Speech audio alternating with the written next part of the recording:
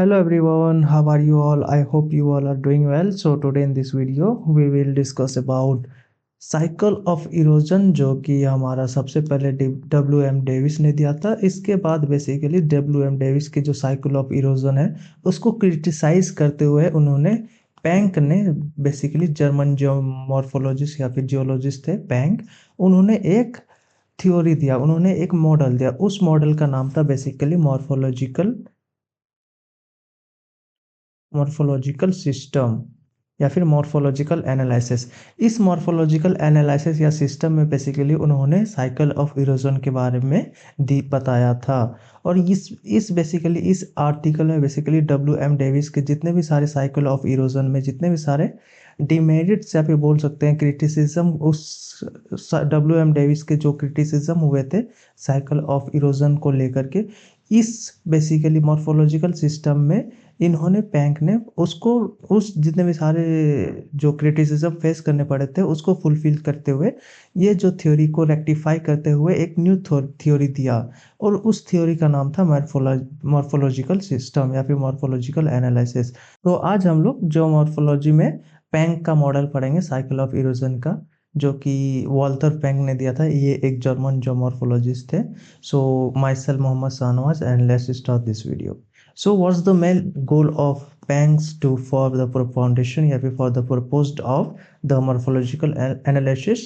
तो सिंपल सा एक ही एम था इनका कि he wants to know the development and cause of the crustal movement on the basis of exogenetic processes and morphological characteristics. So basically he wants to know that the how the development and how what are the causes of crustal movement. So basically इनको ये जानना था। And on the basis of exogenetic processes as well as the morphological characteristics how a landform evolve. So basically इसका जो पैंक का main objective ये था जानने का कि how the landforms evolve, और ये जो बेसिकली हमारा ऑब्जेक्टिव हो जाता है पैंक का। सो इनके अकॉर्डिंग क्या था कि जो intensity of the endogenetic processes है ना, सो बेसिकली इंडोजेनेटिक प्रोसेस यानी कि जो रेट ऑफ अपलिफ्टमेंट रहेगा और जो magnitude of displacement of materials by exogenetic processes रहेगा।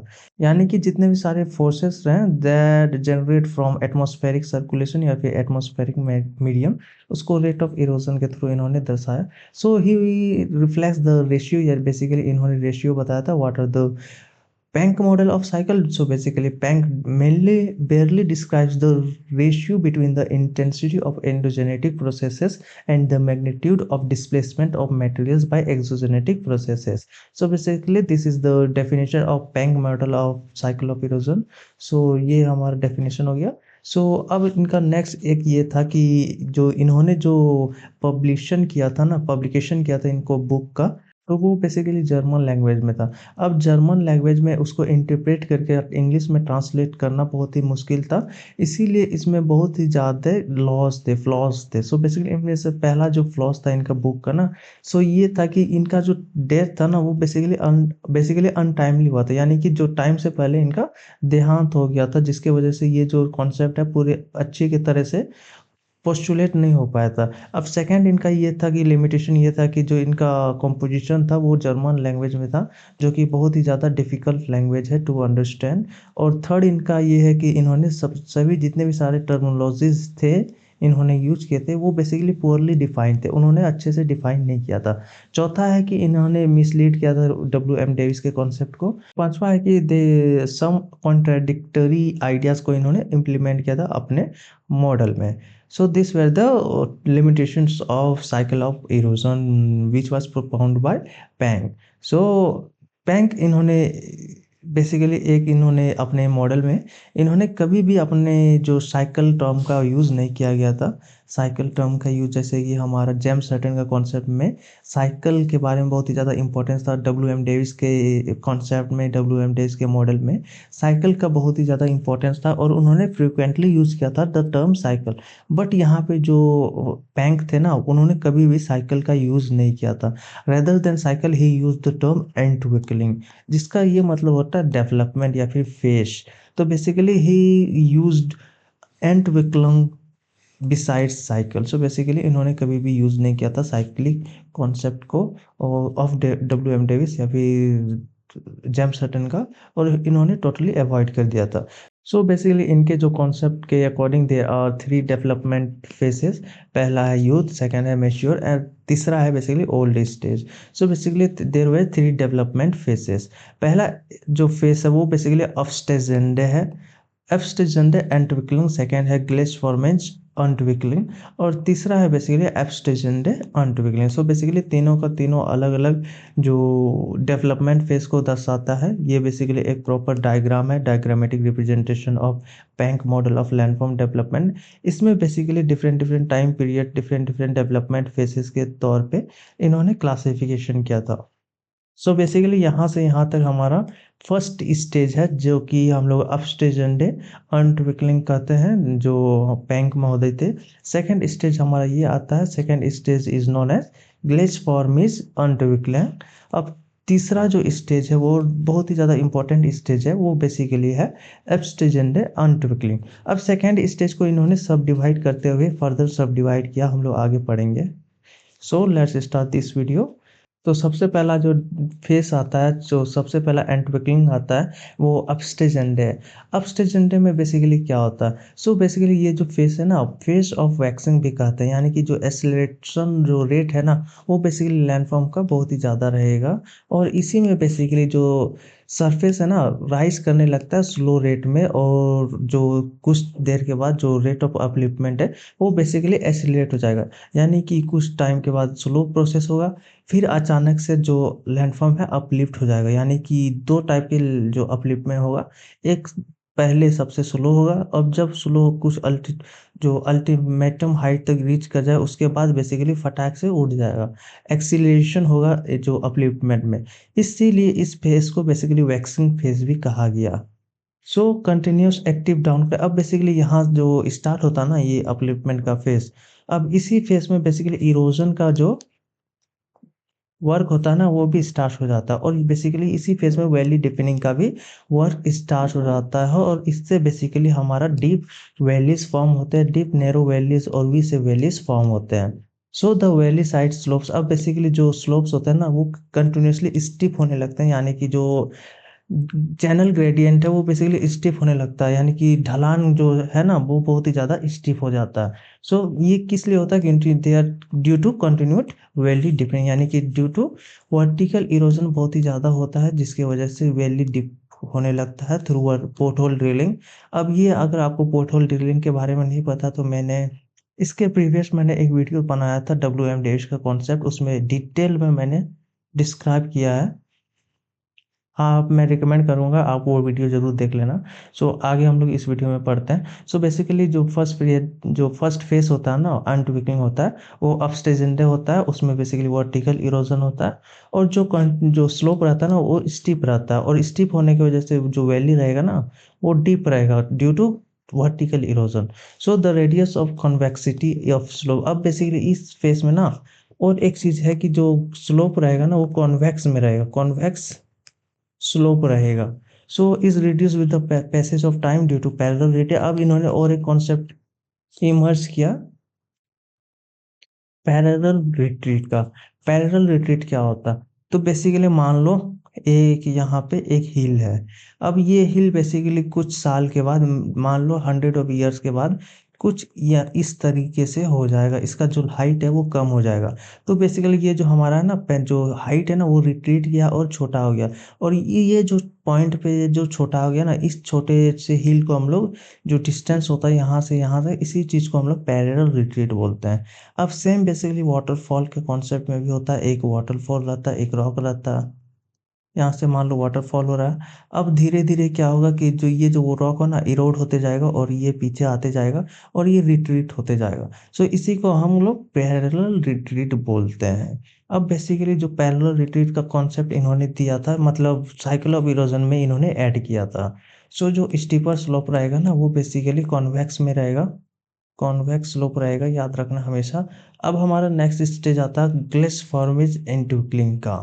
इस फेस में बेसिकली जो यूनिफॉर्म डेवलपमेंट का फेस रहता है, यानी कि इस फेस में जितने भी सारे डेवलपमेंट रहेंगे ना वो यूनिफॉर्म रहेगा, जितने भी सारे रेट रहेंगे ना, rate of erosion, rate of denudation, rate of upliftment, ये बेसिकली यूनिफॉर्म रहेगा। सो इसी फेज को बेसिकली थ्री फेज सब फेसेस में डिवाइड किया गया था on the basis of rate of upliftment and degradation यानी कि डेनुडेशन। जो इस फेज को बेसिकली किस बेसिस पे डिवाइड किया गया है, अपलिफ्टमेंट और जो डेनुडेशन का प्रोसेस है उसके बेसिस पे डिवाइड किया है। सो बेसिकली पहला फेज में क्या होता है ना कि जो अपलिफ्टमेंट का रेट है ना वो बेसिकली एक्सिलरेटेड ही रहता है, यानी कि ज़्यादा अपलिफ्टमेंट का रेट रहता है।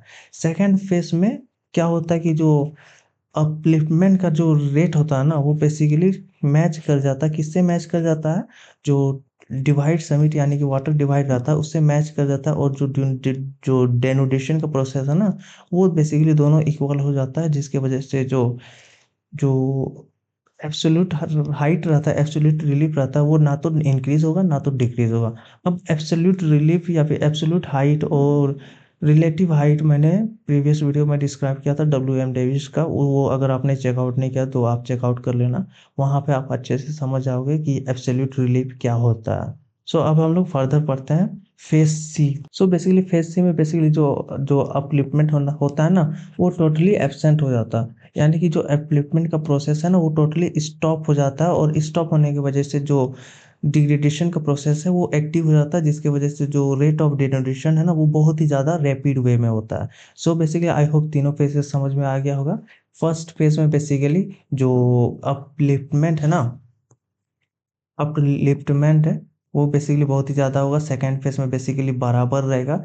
थर्ड फेज में बेसिकली जो रेट ऑफ डेनुडेशन है ना, डेनुडेशन डेनुडेशन वो बेसिकली ज़्यादा हो जाएगा, रेट ऑफ अपलिफ्टमेंट वो बिल्कुल ना के बराबर हो जाएगा। सो ये बेसिकली ग्लेच फॉर्मेज एंड ट्विकलिंग तीन फेज में डिवाइड है। तीनों फेज का मैंने डिटेल में डिस्क्रिप्शन दिया है, यहाँ पे आप डायग्राम में देख सकते हो। ये डायग्राम बेसिकली जो डब्ल्यू एम का जो डेविस का जो डायग्राम है वो बहुत ही इजी है, बट ये डायग्राम थोड़ा सा कॉम्प्लिकेटेड है। आपको हर हर एक टर्म अच्छे से समझना पड़ेगा, जैसे कि प्राइमरम क्या होता है। प्राइमरम बेसिकली इस फेज को कहा जाता है, फेज वन को कहा जाता है अपलिफ्टेड लैंडफॉर्म को।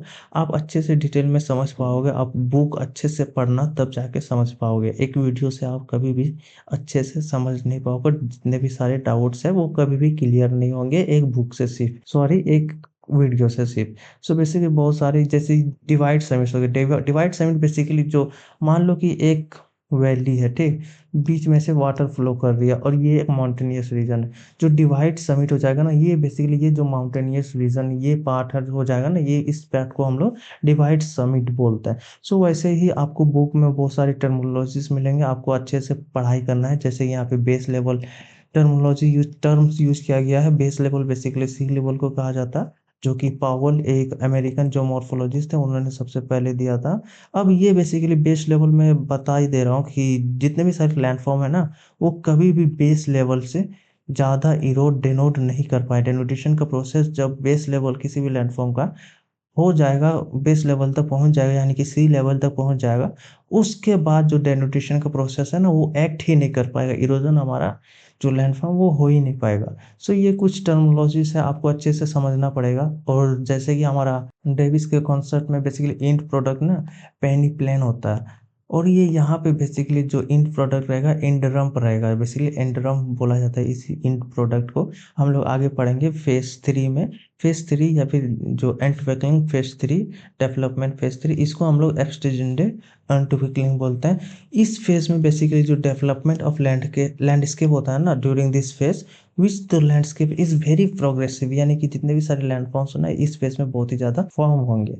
So basically this phase dominated by the process of lateral erosion.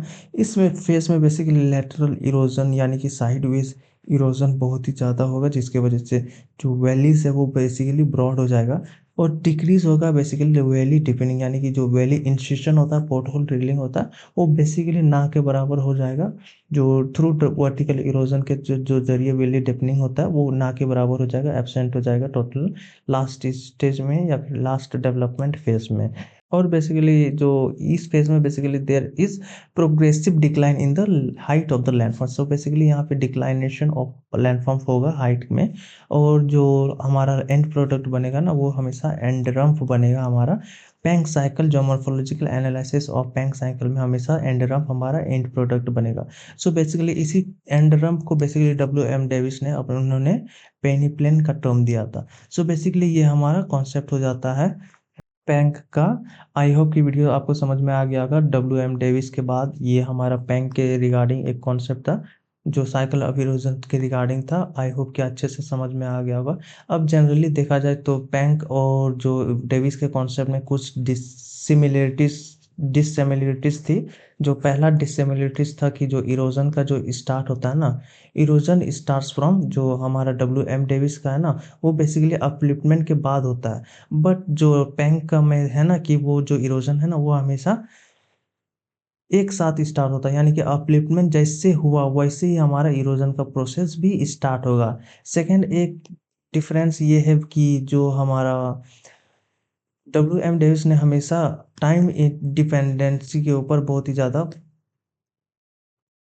ध्यान दिया, यानी कि जो जितने भी सारे लैंडफॉर्म है that are totally depend on time. So basically यहाँ पे जो बैंक थे ना उन्होंने इस चीज़ को नेग्लेक्ट कर दिया, इस चीज़ को टोटली डिनाइड कर दिया, और उन्होंने बताया कि जो all the landforms are independent of their time. So basically ये जो दो है ना वो मेजर डिफरेंस है दोनों के कॉन्सेप्ट में।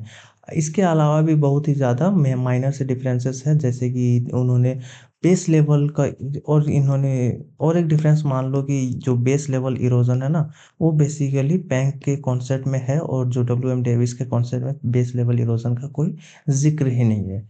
और चौथा जो डिफरेंस है ना वो बेसिकली टर्मिनोलॉजी से रिलेटेड है, कि जितने भी सारे टर्मिनोलॉजीज़ यूज़ किए गए थे पैंक के द्वारा वो बेसिकली बहुत ही ज़्यादा इल डिफाइंड है और बहुत ही हार्ड है, जो इंटरप्रेट नहीं कर सकते हम लोग इजीली।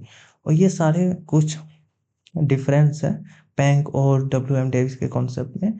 और इनके अलावा भी और भी बहुत सारे डिफरेंसेस है, आप चेकआउट कर लेना आप अच्छे से बुक में इस कॉन्सेप्ट को पढ़ना और अच्छे से समझना। और इस वीडियो में अगर आपको कहीं भी डाउट हो और इस कॉन्सेप्ट के रिगार्डिंग कहीं भी डाउट हो तो आप कमेंट सेक्शन में आप पूछ सकते हैं, मैं डेफिनेटली रिप्लाई करूँगा। और अगर आपको वीडियो पसंद आई तो वीडियो को लाइक कीजिएगा, चैनल को सब्सक्राइब कीजिएगा और वीडियो को शेयर भी कीजिएगा। And thanks for watching.